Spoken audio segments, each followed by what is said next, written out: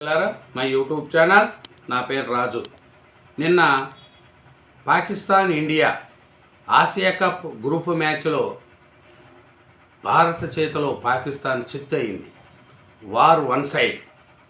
అదే ఇండియా ఎప్పుడు మన పహల్గా ఉగ్రవాది మృతుల కుటుంబ సభ్యులకు ఇది మేము అండగా ఉంటాం, వారికి మా సంఘీభావాన్ని తెలియజేస్తున్నామని ఈ విజయాన్ని భారత కెప్టెన్ భారత సైన్యానికి అంకితం ఇస్తున్నాడు. ఎందుకంటే ఇండియా కెప్టెన్ సూర్యకుమార్ యాదవ్ గారు ఈ ఆటను వన్ సైడ్తో ఆడించాడు. పాకిస్తాన్కు తగిన బుద్ధి చెప్పాడు. ఎందుకంటే పహల్గా ఉగ్రవాదిలో దాడిలో 26 మందిని పొట్టన పెట్టుకున్న ఈ పాకిస్తాన్ ఉగ్రవాదులకు ఇది ఒక గుణపాఠం కావాలి. ఎందుకంటే పాకిస్తాన్ చేతిలో ఇండియా చేతిలో పాకిస్తాన్ ఎప్పుడూ చిత్తుగా ఓడిపోతుంది. అట్లాంటిది ఈసారి కూడా వారు వన్ సైడే చేశారు మన ఇండియన్ క్రికెటర్స్. ఏమరంటే 7 వికెట్ల తేడాతో టీమిండియా ఘన విజయం సాధించింది. బౌలింగ్లో అదరగొట్టిన యాదవ్, అక్షర్ పటేల్, బుమ్రా. బ్యాటింగ్లోనూ సూర్యకుమార్, అభిషేక్ శర్మ, తిలక్ వర్మ మెరుపులు. పాక్ క్రికెటర్లకు కరచాలం ఇవ్వకుండా మైదానాన్ని వీడిన భారత్ ఆటగాళ్లు. పహల్గామ్లో జరిగిన ఘోరాన్ని మరిచారా?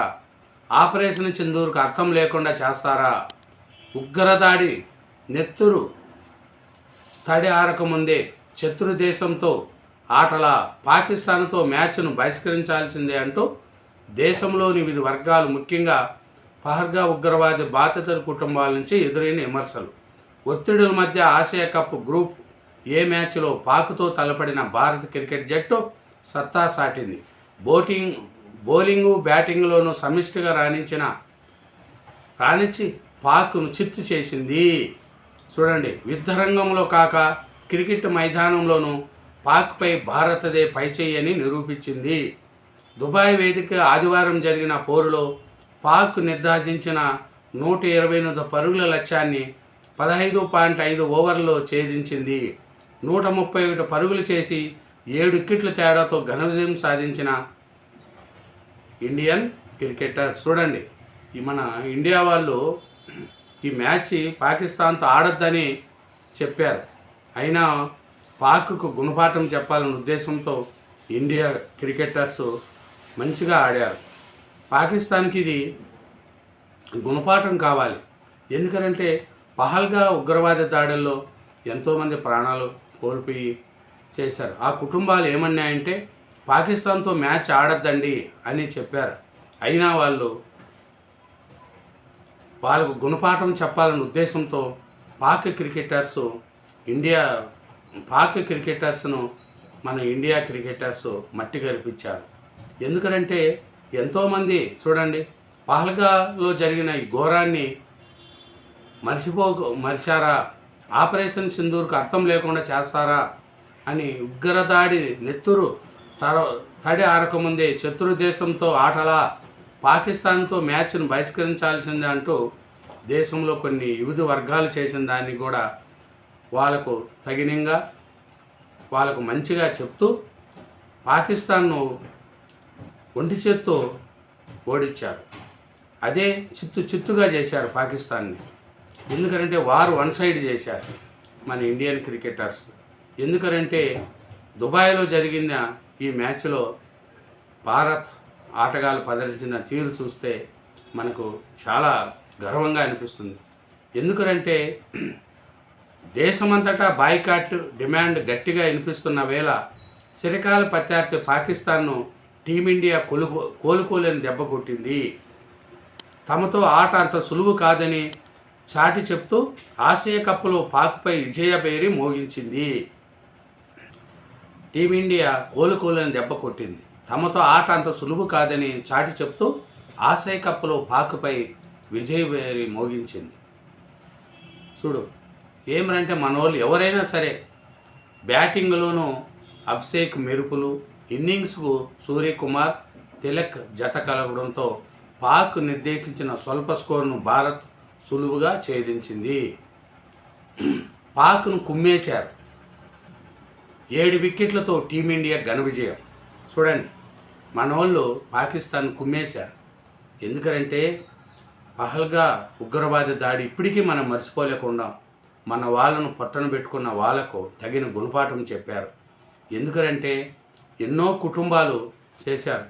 దేశమంతటా బాయ్కాట్ డిమాండ్ గట్టిగా వినిపిస్తున్న వేళ చిరకాల ప్రత్యర్థి పాకిస్తాన్ టీమిండియా కోలుకోలేని దెబ్బ కొట్టింది. పాక్ను కుమ్మేశారు. 7 వికెట్లతో టీమిండియా ఘన విజయం సాధించింది. ఇది మన ఇండియన్ క్రికెటర్స్ అంటే. పాకిస్తాన్కు ఇదొక గుణపాఠం కావాలి. నరేంద్ర మోడీ గారు ఆపరేషన్ సింధూర్ ద్వారా ఒక గుణపాఠం చెప్పారు. ఇప్పుడు క్రికెట్ రూపంలో పాకిస్తాన్కు ఒక గుణపాఠం నేర్పారు మన క్రికెటర్స్. ఎందుకంటే ఇండియా అంటే గర్వంగా చెప్పుకునే విధంగా నిన్న టీమిండియా వాళ్ళు ఆడేశారు. ఎందుకంటే మనోళ్ళు చూసుకుంటే ఆసియా కప్లో డిఫెండింగ్ ఛాంపియన్ భారత జట్టు దూసుకెళ్ళింది. పాకిస్తాన్పై తమ ఆధిపత్యాన్ని చాటుకుంటూ ఆదివారం గ్రూప్ ఏలో భాగంగా జరిగిన మ్యాచ్లో 7 వికెట్ల తేడాతో ఘన విజయం సాధించింది. చూడండి, సూర్యకుమార్ 37 బంతుల్లో 5 4లు ఒక 6తో 47 నాటౌట్ అజేయంగా నిలిచాడు. తాజా టోర్నీలో భారత్కి ఇది వరుసగా 2వ విజయం. చూడు, ముందుగా బ్యాటింగ్ దిగిన పాకిస్తాన్ 20 ఓవర్లో 9 వికెట్లకు 127 పరుగులు చేసింది. ఓపెనర్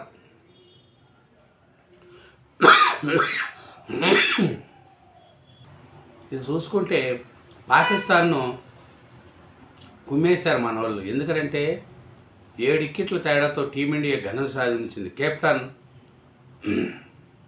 మన కెప్టెన్ గారు కూడా మంచి చేశారు. ఎందుకంటే సూర్యకుమార్ గారు 47 నాట్అవుట్గా నిలిచారు. ఇంకా మనం చూసుకుంటే పాక్తో మ్యాచ్ ఆడడంపై దేశంలో తీవ్ర వ్యతిరేకత వ్యక్తమైన విషయం తెలిసిందే. దీన్ని దృష్టిలో ఉంచుకొని భారత ఆటగాళ్లు కూడా వారితో అంటీ ముట్టినట్లుగా మెలిగారు. వారితో మాట్లాడడం కాదు కదా, కనీసం షేక్ హ్యాండ్ ఇచ్చేందుకు కూడా ఇష్టపడలేదు. టాస్ సమయంలోనూ పాక్ కెప్టెన్ సల్మాన్ భారత కెప్టెన్ సూర్యకుమార్ కరచాలం చేసుకోలేదు.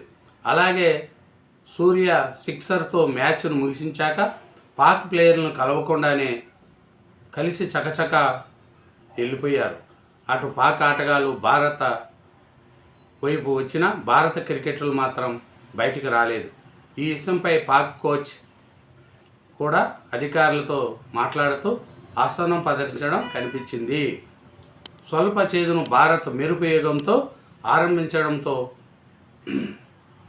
పవర్ ప్లేలోనే సగం స్కోర్ అందుకునింది. ఇన్నింగ్స్ తొలి 2 బంతుల్లో ఓపెనర్ అభిషేక్ శర్మ 4.6గా మలిచారు.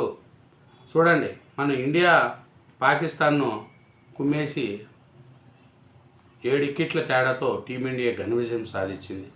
ఇది అందరూ కూడా ఏమన్నారంటే దేశమంతటా పాకిస్తాన్తో ఈ మ్యాచ్లు వద్దు అని చాలామంది అన్నారు. ఎందుకంటే కానీ మన ఇండియా వాళ్ళు మన వాళ్ళకు చేసిన మన మీద దాడి చేసిన ఉగ్రవాద దాడికి సరైన రీచ్లో మన క్రికెటర్సు పాకిస్తాన్కు క్రికెటర్కు బుద్ధి చెప్పారు. Thank you very much. ఛానల్ను సబ్స్క్రైబ్ చేయండి, నా వీడియోను లైక్ చేయండి. Thank you.